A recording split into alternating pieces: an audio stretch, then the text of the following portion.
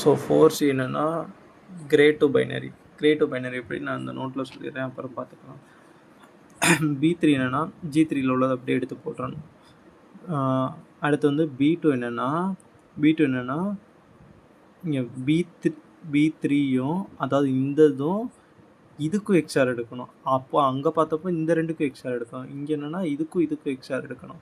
அதை எடுத்து B2வில் போடணும். B1 என்னென்னா B2க்கும் இதுக்கும் எக்ஸ்ஆர் எடுக்கணும். அங்கே வந்து இதுக்கும் எடுத்தோம். இங்கே வந்து இதுக்கும் எடுக்கணும். அதே மாதிரி தான் இது ஃபுல்லாத்தையும் எக்ஸ்ஆர் கேட் எடுத்து போடணும்.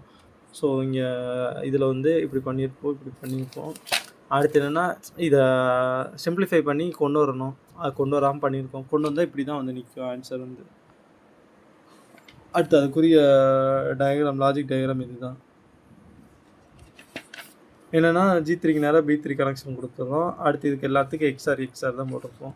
இது பின் டயக்ராம் 1, 2ல் இன்புட் கொடுத்தா 3ல் அவுட்புட் எடுக்கணும். 4, 5ல் இன்புட் கொடுத்தா 6ல் அவுட்புட் எடுக்கணும். 7 வந்து கிரவுண்டு. அடுத்து வந்து 8, 9, 10ல் கொடுத்து 8ல் எடுக்கணும். எக்ஸ்ஆருக்கு மட்டும் அப்படி வேறு மாதிரி வரும். இதோ முன்னாடி கொடுத்துருப்பாங்கல்ல, அது ஆல்ரெடி நீ பார்த்துருப்பல. இந்த இதுதான் இதை இங்கே இருக்குது. இது ஆர் கேட் புரியுது. அண்டு ஆர் இந்த இருக்குல்ல, எக்ஸ்ஆருக்கு மட்டும் 1, 2, 3, 4, 5, 6, 9, 10, 8. ஆனால் மித்ததுக்கு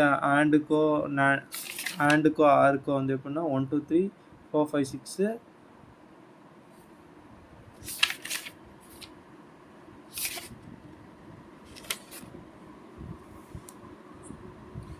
சரி, அதுக்கும் வந்து என்னென்னா 9, 10 இப்படி தான் வருது.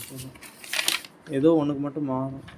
அது நாருக்கு தான் மாறுது. சரி, நாருக்கு தான் வந்து வேறு கேட் அப்படி இருக்கும் போல். இது எல்லாத்துக்கும் 1, 2, 3, 4, 5, 6, 9, 10, 8.